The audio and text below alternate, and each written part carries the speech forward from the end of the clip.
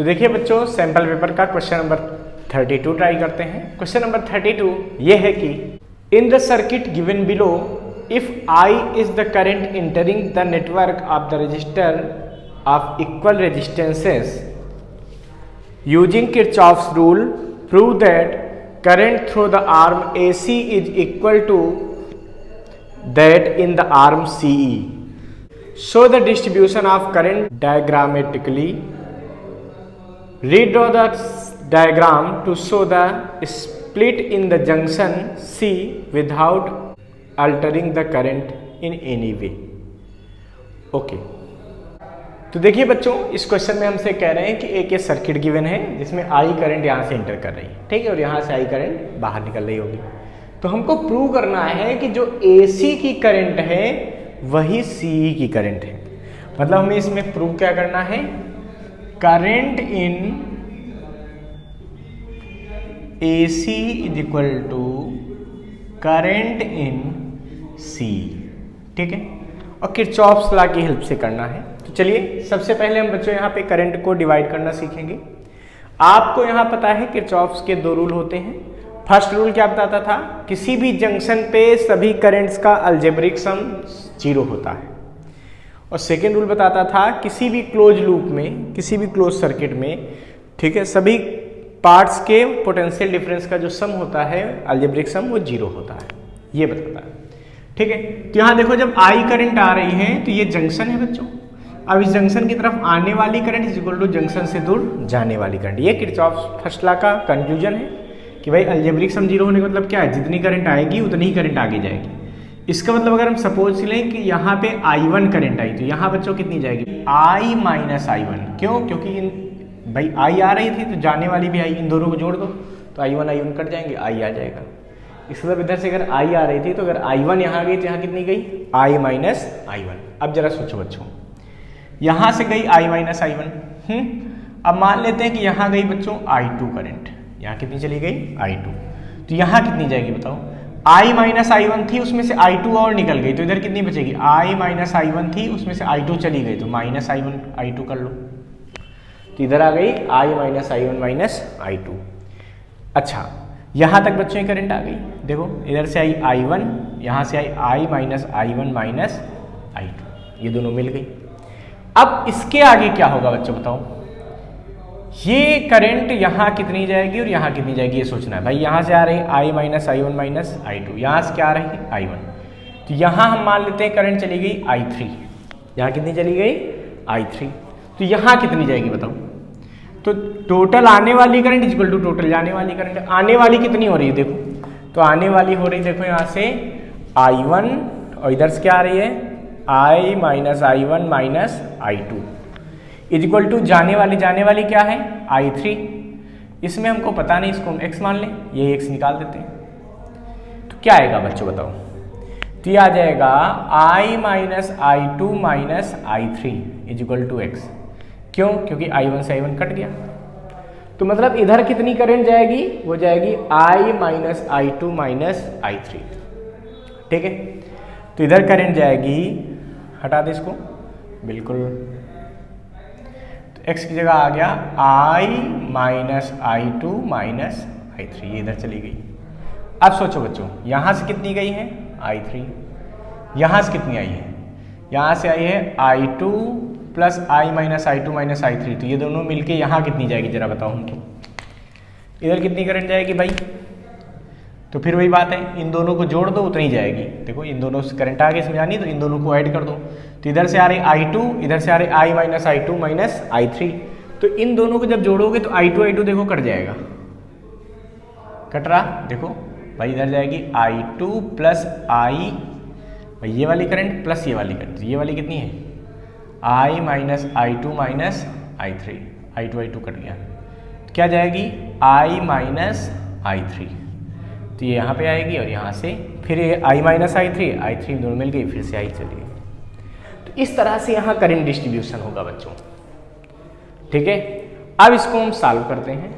तो अब इसमें हम लोग क्या करेंगे बच्चों, किरचॉफ्स लॉ का यूज करेंगे और हम ये प्रूव करेंगे कि I1 की वैल्यू I3 के इक्वल है। तो I1 I3 की वैल्यू निकालेंगे और उन दोनों को आपस में बराबर दिखा देंगे। तो क्या करेंगे बच्चों, देखो सबसे पहले हम इस क्लोज लूप को लेंगे, ठीक है। यहाँ पे लिखेंगे क्या, इन क्लोज्ड लूप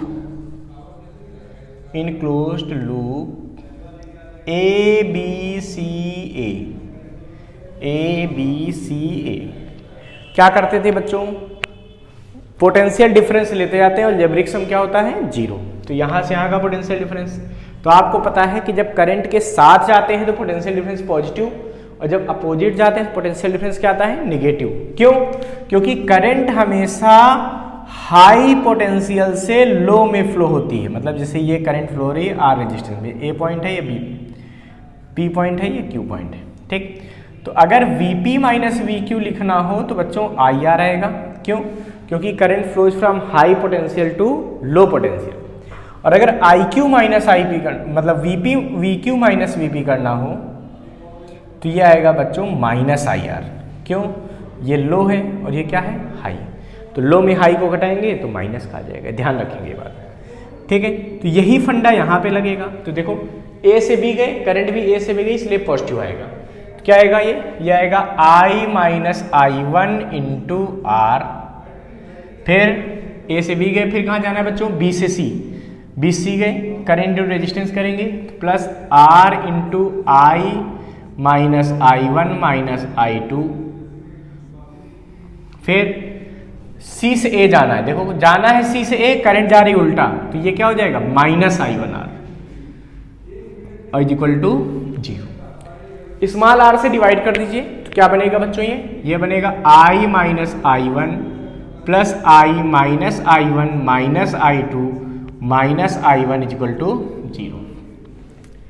अब बच्चों जरा ध्यान से देखिए क्या यहाँ पे हम कर सकते हैं। देखो I1 ये जुड़ गए, ठीक है, कितना हो गया 2I1, और ये I1 जुड़ा तो कितना हो गया 3I1। तो यहाँ पे आ गया 3I1 minus I2 is equal to, देखो I जोड़े तो कितना हो गया 2I, उधर ले गए तो क्या हो गया माइनस का 2I। Equation number 1।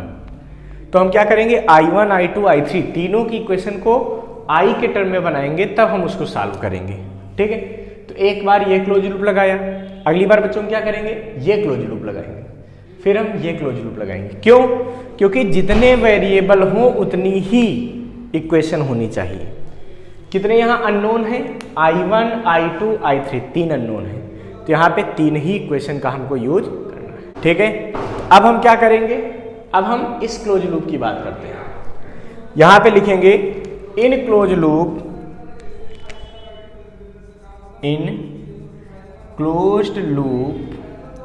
BDCB। फिर करंट इंटू रेजिस्टेंस करो, तो B से D में गए, कैसा आएगा बताओ, करंट की डायरेक्शन जा रहे हो ना, तो पॉजिटिव आएगा IR, मतलब ये आएगा I2R। फिर D से C गए तो माइनस का आएगा, क्यों, क्योंकि देखो करंट के अपोजिट आ रहे हो, तो माइनस का I minus I2 minus I3 into R। फिर C से B गए, देखो ऐसे ऐसे फिर ऐसे जाना है। C से B में क्या होगा बताओ, C से B में माइनस का आएगा, माइनस का I minus I1 minus I2 into R बराबर 0। फिर वही बात है, स्मॉल r से डिवाइड कर दो, क्या मिलेगा, ये मिलेगा I2, ये माइनस अंदर करते जाओ, ठीक है, R तो चले गए, माइनस अंदर होगा तो क्या बचेगा, minus I plus I2 plus I3 minus I plus I1 plus I2 is equal to 0। अब बच्चों क्या बचेगा जरा बताओ मुझे, इधर बचा I2 जुड़ गए तो कितना हो गया, और 3, तो 3I2 हो गया, ठीक है। I3 जुड़ा तो I3 तो अकेला है, plus I3 plus I1 is equal to, देखो माइनस का 2I उधर गया तो क्या हो गया प्लस का 2I। इक्वेशन नंबर 2, ठीक है। इसके बाद फिर हम बात करते हैं बच्चों कि तीसरी इक्वेशन बनानी है हमको, ठीक है, क्योंकि हमको I1 और I3 को इक्वल दिखाना है। तो तीसरी इक्वेशन यहां से बना लो, इन क्लोज लूप DECD, यहां पे लिखेंगे, क्या लिखेंगे, इन क्लोज्ड लूप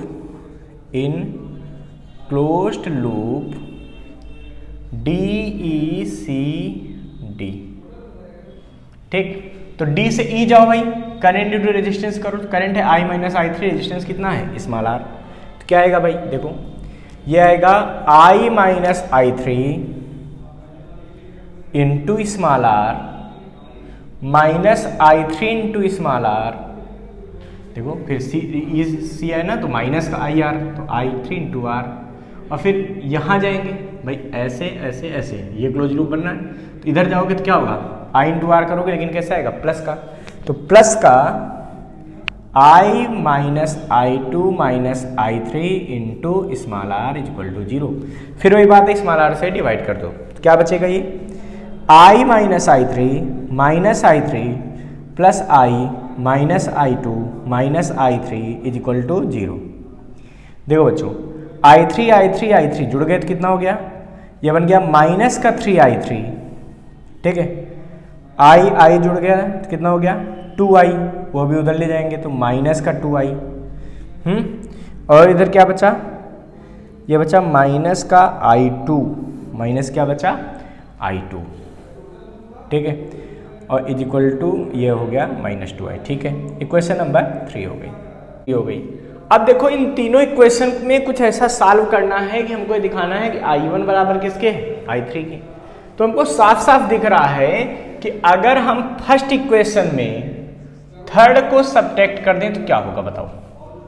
तो पहले फर्स्ट वाली लिख लो, जनरली लिख लो साधारण तरीके से, क्या है ये 3I1 माइनस I2 बराबर माइनस 2I, क्योंकि कुछ कैंसिल होता दिख रहा, हो सकता है आंसर आ जाए। इसके यहाँ रखा तो क्या आएगा minus 3I3 minus I2 minus बराबर माइनस 2I, ठीक है। ऑन सब्ट्रैक्शन, तो जैसे सब्ट्रैक्ट करोगे, ये भाई सेकेंड, फर्स्ट थी, ये थर्ड है, तो ये प्लस हो जाएगा, ये प्लस हो जाएगा, ये माइनस, ये जैसे ही प्लस करेंगे तो क्या होगा बताओ, ये दोनों कैंसिल हो जाएंगे। देखो प्लस I2 माइनस I2 आपस में क्या हो गया, कैंसिल हो गए, तो यहाँ क्या बचा, ये बचा minus 3I1 plus 3I3 is equal to, ये भी आपस में कट गए, हो गया 0। देखो माइनस 2I1 प्लस 2I1 ये कट गए, 0 आ गया। इसका मतलब ये कितना बचा, ये बचा minus 3I1 plus 3I3 is equal to 0, या 3I1 is equal to minus 3I3, 3 cut गए, यानी कि I1 बराबर I3, तो I1 बराबर I3। इसका मतलब current in AC is equal to current in C। एक चीज तुमको मिल गई, current in AC, current in C, ठीक है। तो देखिए बच्चों, इस सॉल्यूशन से हम लोग ये समझ चुके हैं कि जो AC में करंट है वही CE में है। इसका मतलब इस वायर के यहाँ जुड़ने और ना जुड़ने से कोई फर्क नहीं पड़ता। तो बच्चों आप इस डायग्राम को आगे चल के अगर चाहें तो इस तरीके से भी बना सकते हैं। कैसे बना सकते हैं, आप इस पूरे डायग्राम में इसको ऐसे भी रीड्रॉ कर सकते हैं, ठीक है। तो जब ये क्वेश्चन अगर सॉल्व करना है तो पूछ रहे हैं ना कि ये यहाँ पे नहीं टच हो रहा है, तो आप इसको कैसे बना सकते हैं। तो भाई यहाँ पे हम इसको ऐसे बना सकते हैं, मतलब यहाँ पे नीचे ये C पॉइंट पे इस सर्किट को अगर हम ब्रेक कर दें तो भी कोई फर्क नहीं पड़ता। क्यों, क्योंकि जो करंट इधर गई थी वही इधर गई थी, यही कहा गया ना I1 बराबर I3। तो जब ये दोनों करंट सेम हो गई हैं, इसका सीधा सा मतलब है कि जो करंट इधर जा रही थी I माइनस I1, इधर क्या गई थी I minus I1 minus I2, इधर क्या गई थी I2। यहाँ पे फिर अब हो जाएगा,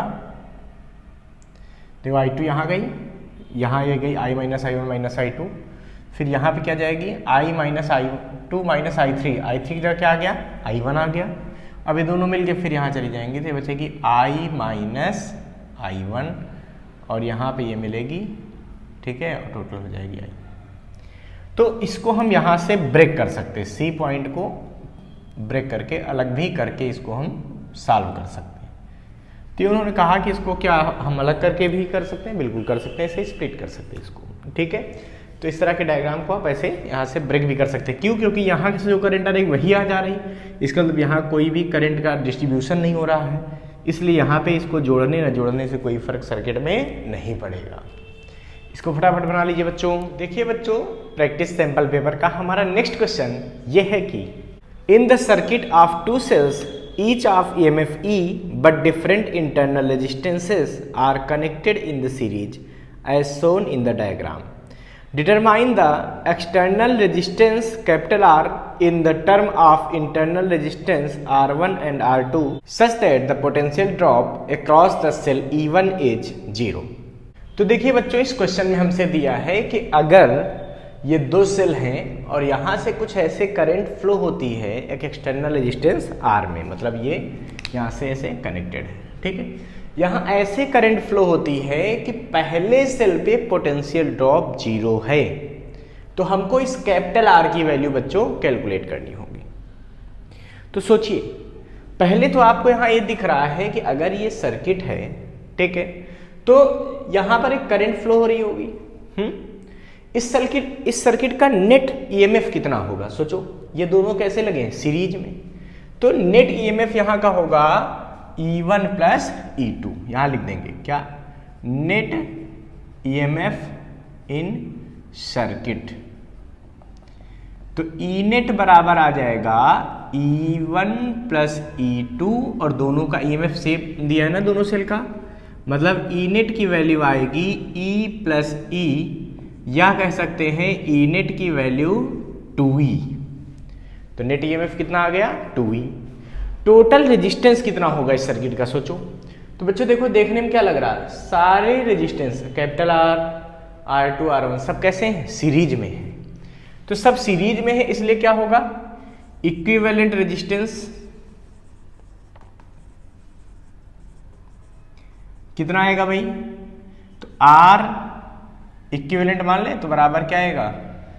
R इक्विवेलेंट RE कर देते हैं, तो R plus R1 plus R2, ये नेट रेजिस्टेंस आ गया। सो current in circuit, current in circuit, तो करंट की वैल्यू क्या आएगी बताओ जरा? I इज इक्वल टू, तो E नेट अपान R equivalent. E net total EMF कितना यहाँ काम कर रहा है? देखो क्या काम कर रहा भाई? ये कर रहा है 2E। कितना कर रहा है बच्चों? 2E अपान RE। RE की वैल्यू कितनी है? R plus R1 plus R2। ये स्मॉल R1 स्मॉल R2 क्या है? इंटरनल रेजिस्टेंस है सेल के, ध्यान रखना भाई, बहुत बढ़िया। अब देखिए बच्चों, यहाँ पे हम बात करते हैं कि इन्होंने कहा कि यहाँ करंट कुछ ऐसी है कि इस पे पोटेंशियल ड्रॉप 0 है, मतलब V1 0 है, इस पे पोटेंशियल ड्रॉप कितना है? V1। तो सेल का पोटेंशियल ड्रॉप E1 वाले EMF का 0 है। तो यहाँ पर लिखेंगे क्या? पोटेंशियल ड्रॉप एट E1 लिखेंगे पहले, पोटेंशियल ड्रॉप एट E1, ठीक है। ये कितना होगा भाई? ये होगा V1 बराबर E1 माइनस IR1, ठीक है। तो V is equal to V1। अब सोचो, ये जो V1 है ये क्या दिया है? 0। तो अकॉर्डिंग टू क्वेश्चन V1 बराबर 0। जब V1 0 कर दोगे तो क्या मिलेगा? E1 minus IR1 small R1, ठीक है, is equal to 0। But E1 की जगह हम E लिख सकते हैं, बिल्कुल लिख सकते हैं, तो लिख दो यहाँ पे। तो E minus IR1 is equal to 0, या E is equal to IR1। E देखो, I की वैल्यू यहाँ पे पुट कर दो, ठीक है। ये क्वेश्चन नंबर 1 कहते हैं पुट I फ्रॉम फर्स्ट। तो भैया पुट कर दो, क्या बनेगा जरा बताओ हमको। तो E बराबर बनेगा I की जगह 2E upon capital R plus small R1 plus R2 into R1, ठीक है। E से E काट दो, ऐसे काट दिए। अब क्रॉस मल्टीप्लाई कर दो, क्या बचेगा? R plus R1 plus R2 बराबर 2R1, ठीक है। इनको उधर ले जाओ, कैपिटल R निकाला आएगा, यही निकालना था बिल्कुल। तो बचेगा 2R1, ये R1 उधर गया तो माइनस R1, ये R2 उधर गया तो माइनस R2। यानी कैपिटल आर की वैल्यू हो गई R1 minus R2। So the value of resistance capital R is R1 minus R2। तो अगर external resistance small R1 minus R2 है तो यहाँ पे पोटेंशियल ड्रॉप फर्स्ट वाले सेल पे क्या होगा, 0 होगा। ठीक है, इसको फटाफट नोट कर लीजिए बच्चों। तो देखिए बच्चों, प्रैक्टिस सैंपल पेपर का हमारा नेक्स्ट क्वेश्चन ये है कि in the given circuit consider R1 बराबर स्मॉल r, R2 बराबर 2r and power supply of voltage V। Determine the power consumed by the circuit in each of the following instances. First, when the switch is open. Second, when the switch is closed. Third, while the switch is closed, the resistor R2 is heated so that its resistance is doubled. तो देखिए बच्चों, इस question में हमसे कह रहे हैं कि हमको पावर कंज्यूम्ड बतानी है। इस सर्किट में कितनी पावर कंज्यूम्ड होगी जब की ओपन है ऐसे, फिर की को क्लोज करेंगे तब का बताना है।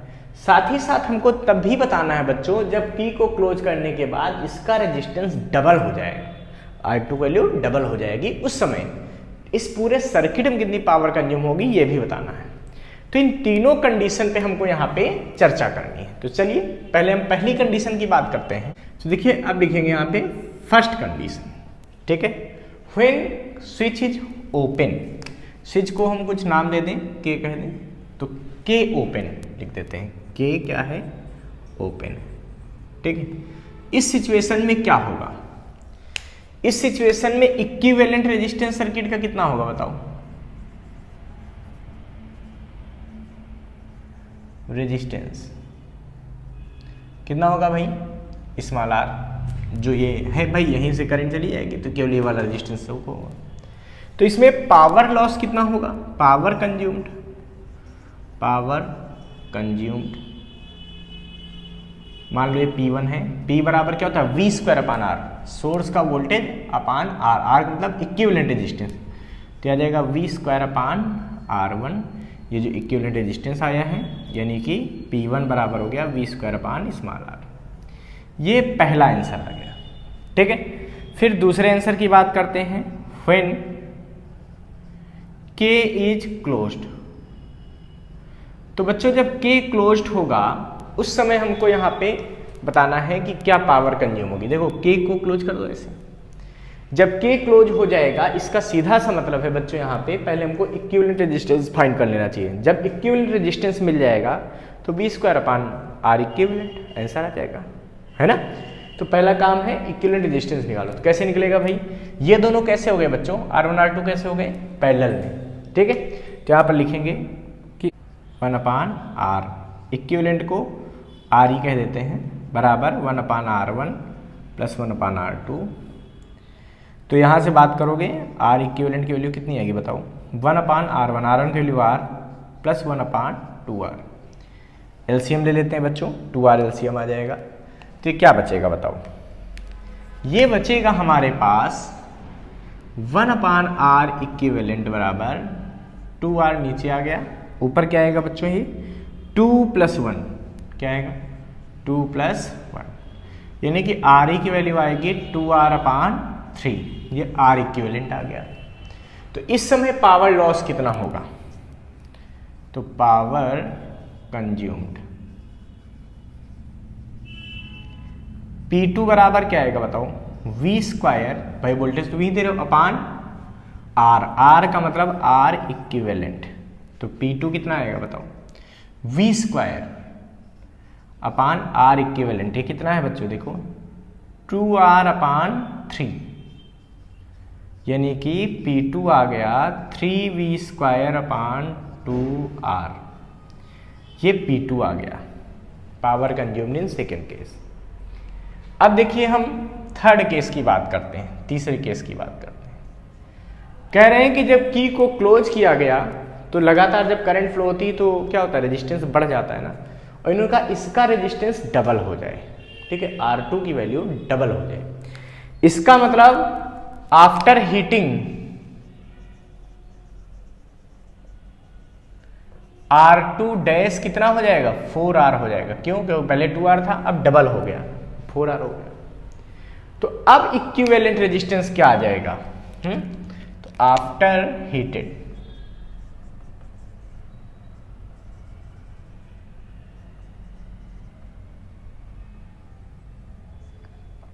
ठीक है। अब क्या होगा बच्चों, नेट रेजिस्टेंस निकालेंगे, आर ई डैश मान लो, तो 1/R1 प्लस 1/R2 डैश। क्यों? हीटिंग के बाद ये वाला रेजिस्टेंस काम करेगा, ठीक है। यानी कि ये आएगा 1/R ई डैश बराबर 1/R 1/4R, 1/R ई डैश बराबर 4R एलसीएम, तो ये बचेगा 1A4 प्लस 1, यानी कि आर ई डैश आ जाएगा 4R/5। तो आर ई डैश कितना आ गया, 4R/5। तो इस समय वो पावर निकाल देनी चाहिए। पावर क्या आ जाएगी भाई? तो पावर कंज्यूम्ड, ठीक है, ये आ जाएगी P ट्रिपल डैश बराबर, या P3 कह दो चाहे P ट्रिपल डैश कह दो, कुछ भी कह सकते हो, तुम्हारे मन की बात है जो कहना चाहो। V² रेजिस्टेंस, तो रेजिस्टेंस अब क्या हो जाएगा, आर ई डैश। P3 क्या आ जाएगा, V² R E dash. R E dash की वैल्यू कितनी आई? टोटल जो रेजिस्टेंस आया था, यानी क्या आया है, 4r/5। P3 आ गया 5/4 V²/R, ये P3 आ जाएगा, ठीक है। तो ये सारे पावर हमने निकाल दिए। शुरुआत में जब की ओपन था तब क्या आएगी, V²/R, जब की को क्लोज करेंगे तो क्या आएगा, 3V²/2R, और जब की को क्लोज करने के बाद ये हीट होके डबल हो जाएगा रेजिस्टेंस, तब क्या आएगा, तो आएगा 5/4 V²/R। इसको फटाफट नोट कर लीजिए बच्चों। तो देखिए बच्चों, सैंपल पेपर का जो प्रैक्टिस सैंपल पेपर आया है, इसका क्वेश्चन नंबर 32 का और ये है कि in the given DC circuit a voltmeter whose resistance is 6000 ohm is used to measure the voltage drop across the 3000 ohm resistor. Determine the percent difference in the voltmeter reading that is observed when compared to the true voltage across 300 ohm resistor when the voltmeter is not connected.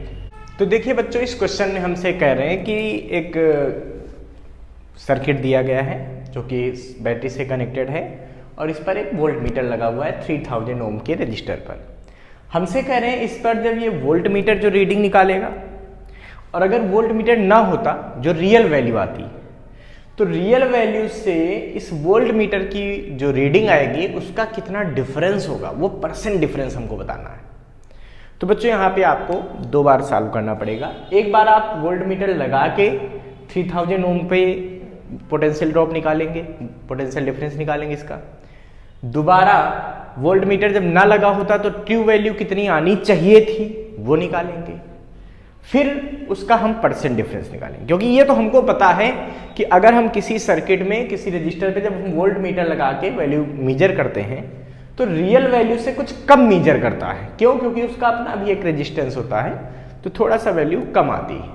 तो चलिए देखते हैं क्या कम आती है, कितने percent कम आती है। तो पहले हम काम ये करेंगे कि इस सर्किट की हम करंट फाइंड करें।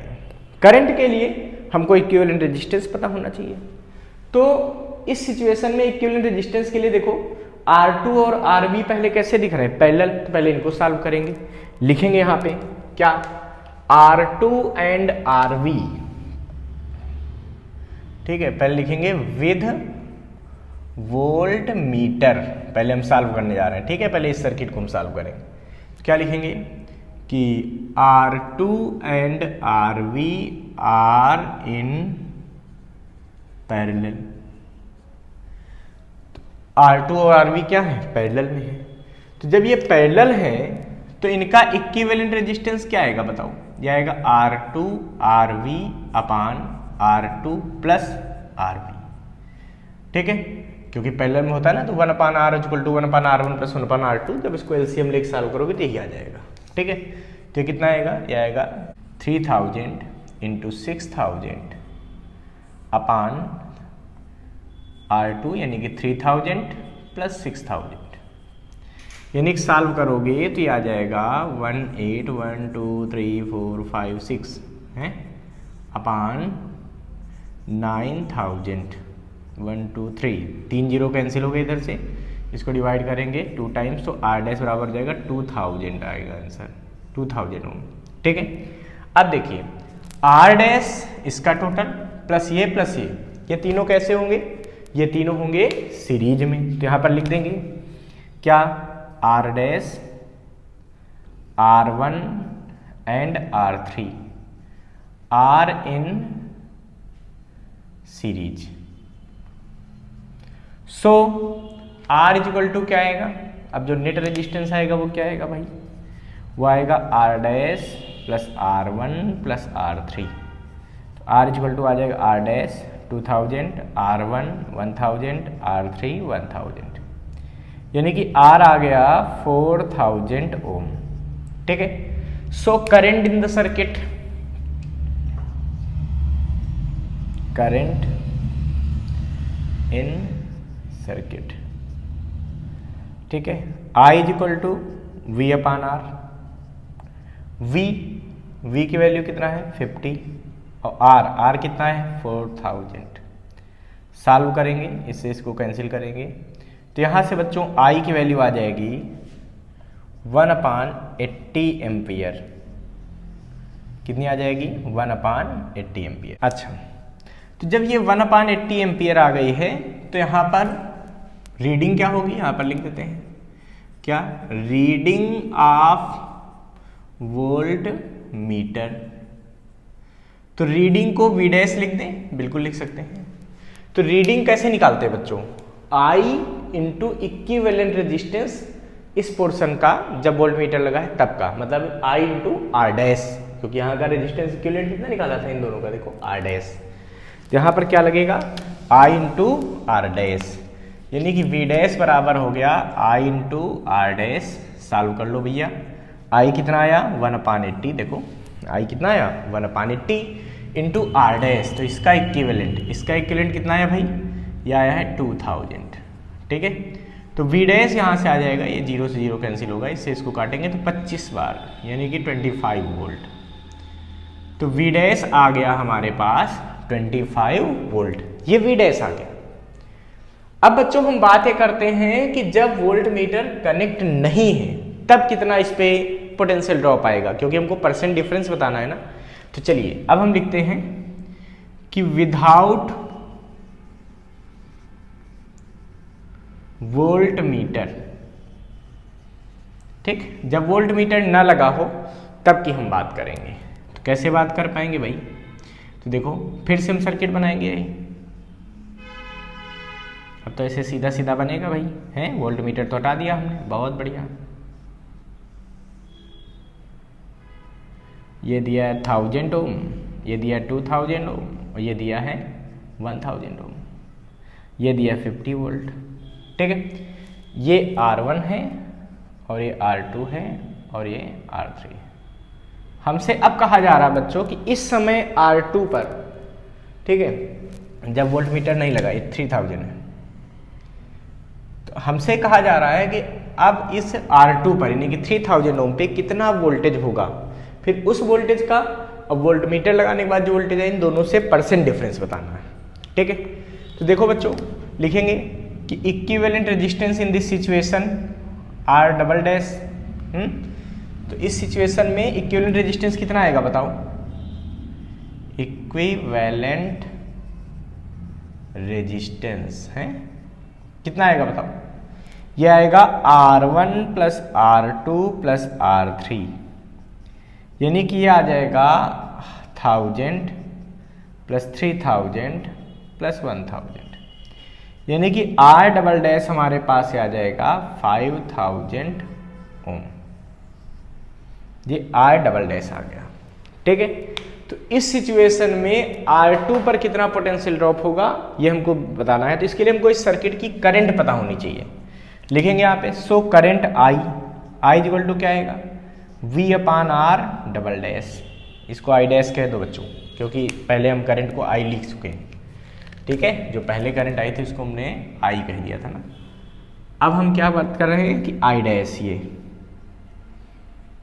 ठीक, तो I डैश कितना आएगा V upon R double dash, मतलब I डैश की वैल्यू हो गई V 50 और R डबल डैश तो आएगा 5000। तो I डैश आ गई है 1/100 एम्पियर। I डैश कितनी आ गई 1/100 एम्पियर। तो यहां पर लिखेंगे कि सो Q voltage at R2, so Q voltage at R2, तो V डबल डैश बराबर आ जाएगा I डैश इंटू R2। अब जो वोल्टेज निकाल रहे हैं उसको V डबल डैश कह देते, ठीक है। तो ये क्या आएगा बच्चों, I डैश 1/100 और इंटू इसका रेजिस्टेंस, भाई यहाँ वोल्टेज निकालना है तो यहाँ का I इंटू R कर दो, I इंटू R इसका, तो यानी कि 3000। 2 जीरो से कट गए तो V डबल डैश कितना आएगा, यह आएगा 30 वोल्ट। तो V डबल डैश कितना आ गया बच्चों 30 वोल्ट। तो यहाँ पर परसेंट डिफरेंस क्या निकलेगा बताओ, तो परसेंट डिफरेंस, तो किससे डिफरेंस निकालना है, कह रहे हैं कि मतलब जो रियल वैल्यू है उससे कितना डिफरेंस आएगा। तो यानी कि रियल वैल्यू तो ये आनी चाहिए थी, बट वोल्ट मीटर लगाने के बाद क्या आया था 25 वोल्ट।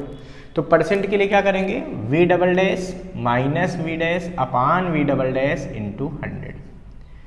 भाई परसेंट ऐसे निकलता ना, कितना परसेंट अंतर हुआ, तो इससे कितना कम हुआ अपान कितना ये होना चाहिए था इंटू 100।